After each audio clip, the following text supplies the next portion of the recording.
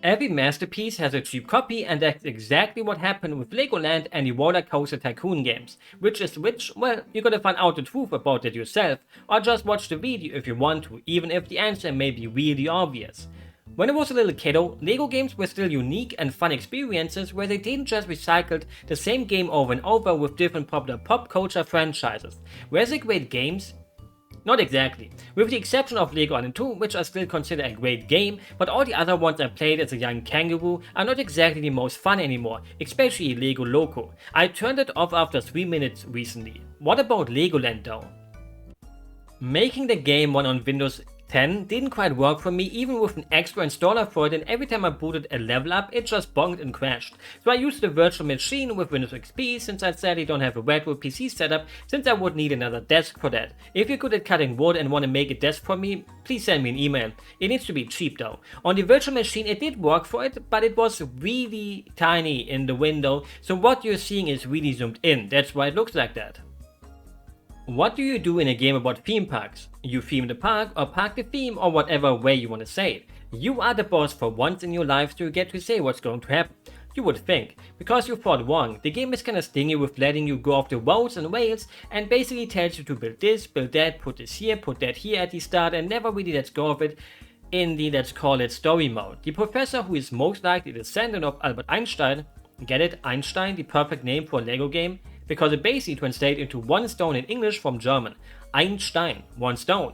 Here's another German name that nobody asked for, Kleinstein. You know who Kleinstein is? It's Geodude from Pokemon, Little Stone. Because that's what Geodude is, he's a little stone.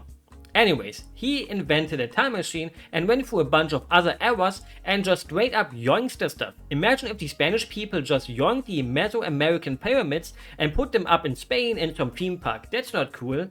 And sometimes I wonder how the world would look like if no war or even worse things ever happened and everyone just kinda was friends with each other when they discovered each other. That would be neat, I think. First, you gotta get through the tutorial though, which isn't even really needed since the game isn't even for kids, but for babies. But I guess babies would need tutorials. But actually that would be an insult for even babies. I'm sure there's some smart babies out there, I wasn't one and I'm still not one, but I'm also not a baby anymore, so I don't need to be a smart baby when I am a smart adult. I think. There's one thing that actually made me angry about the tutorial though. Every time you clear a level from it, you get a red X on it, and the next level has a green arrow check thing. Shouldn't it be the other way around, or not even have the X and just have the green arrow on the levels you have completed? Red means unfinished, while green means finished in 99% of other games. Not a big deal for most people, but I can't let this fly without noticing it. Maybe you would have never noticed that. It's all messed up if you played it yourself, but now you will. I like winning things for others. No need to thank me. Because I like to rule my own life. I won't warn you though. Look at how messed up they explain the gardeners to you. They just make them stuck in between a bunch of hedges. I would quit the job if that happened to me. Guess they're not in a union. Because I wouldn't let my boss mess around with me like this and sue them for psychological damage. The gardeners make flowers bloom and trees grow and build wells to other things that are related to mostly the scenery of the park, and the game also tells you to put them back into their greenhouse after you build your stuff, but nobody would ever do that. It doesn't matter. Just click onto the greenhouse to spawn as many as possible and let them roam around. No breaks allowed.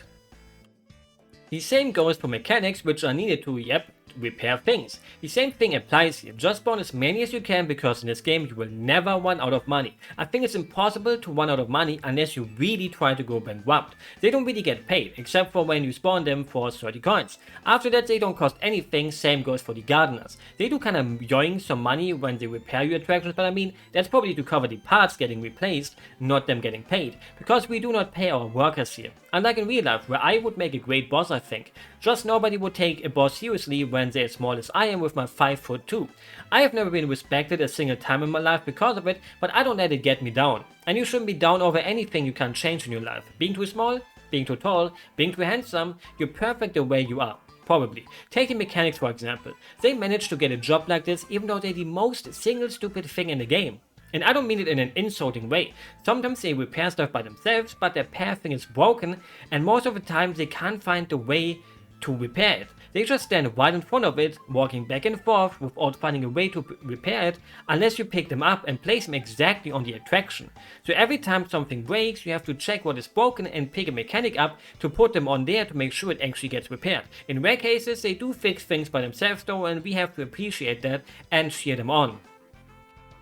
And yeah, you can't change anything about them, and these two characters are basically the only NPCs that exist in the game outside of visitors. No clowns, no mascots, no janitors, no anything else. Can't change their pay, can't change their motivation or anything like that, nothing.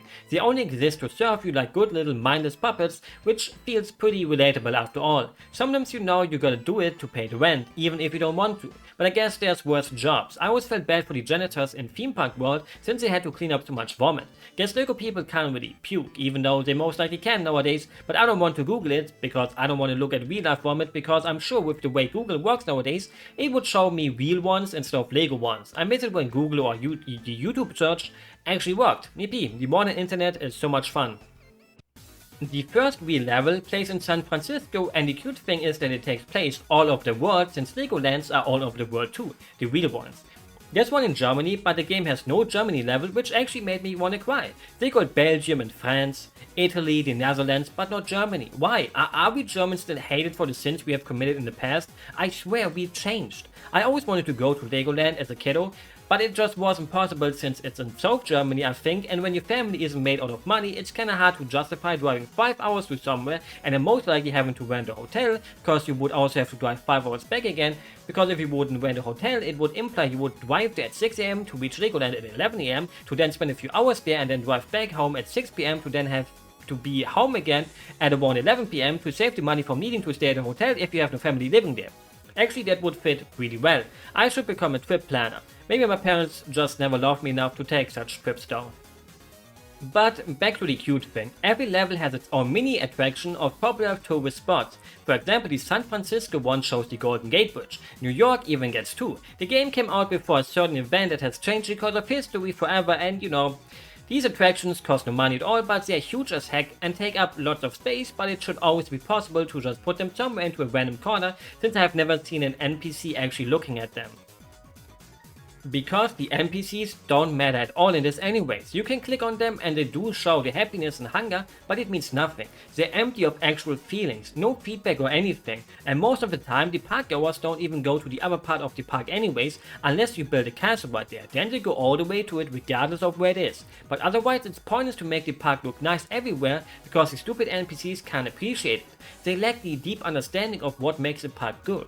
You can build ugly rides that are no fun to ride and it doesn't matter. They wouldn't understand that it's an actual good roller coaster if you build a good one, so you can just build an unfun one. The game just does not have deeper systems that you have to engage with, except that every 10 minutes your park gets judged, but you will almost never fail it on your second try when you just build every attraction possible and put enough green plants or cacti here or alligator trees there and here and there, blah blah blah, around the paths and the actual attractions. Luckily, the story mode kinda tries to have a bit of variety, and you don't always just have to build a normal park and have it judged to then move on to the next one when you pass it.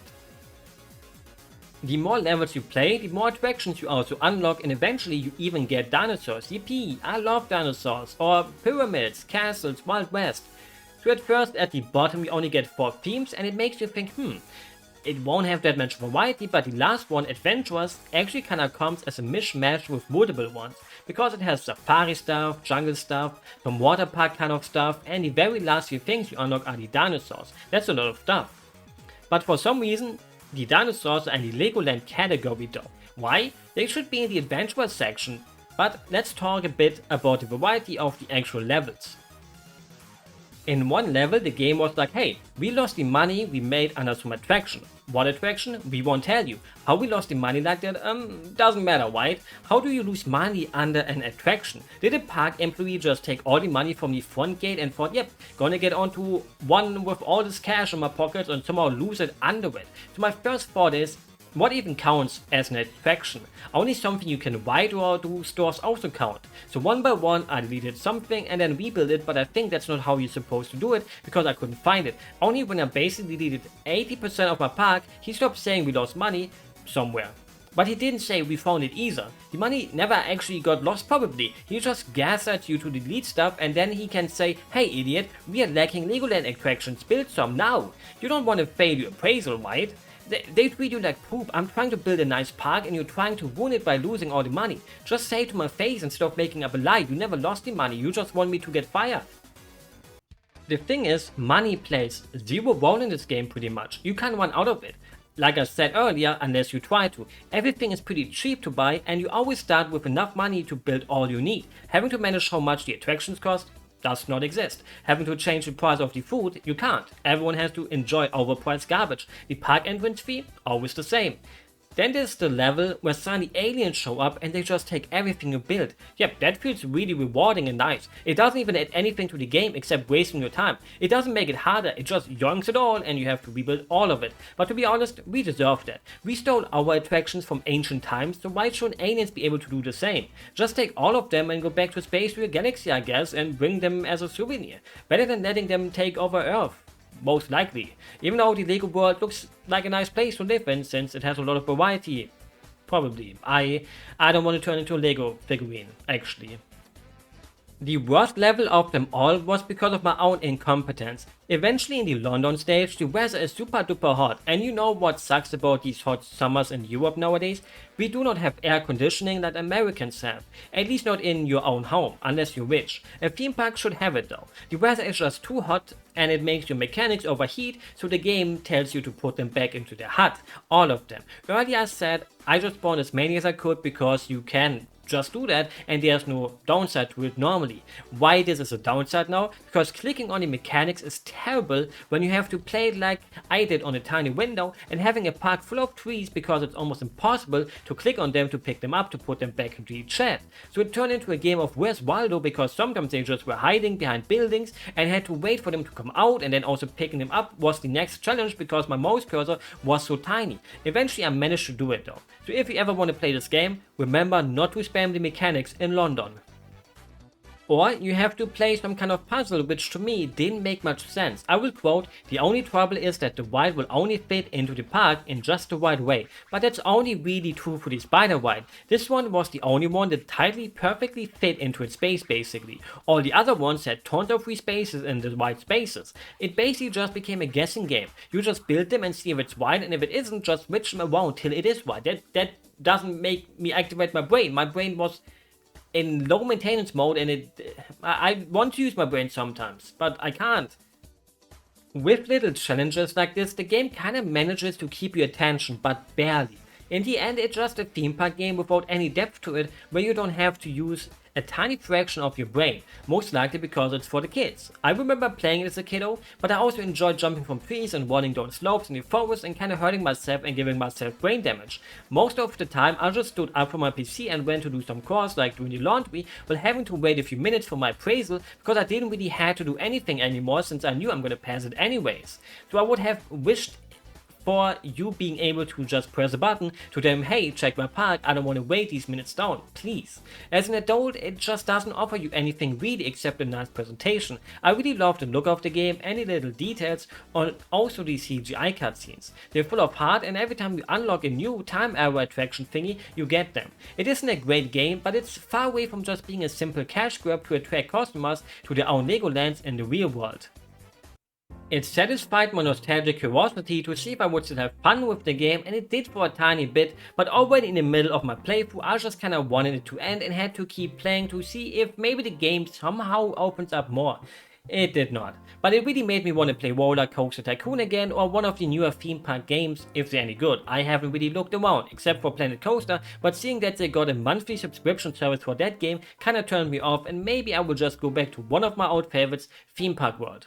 And maybe there will be a video about that too one day. Thanks for watching the video. If you enjoyed it, you know to do it. Like the video, subscribe, dislike it, unsub it, do whatever you want. Have a good day, a nice evening, a beautiful night, or whatever time zone fits you right now.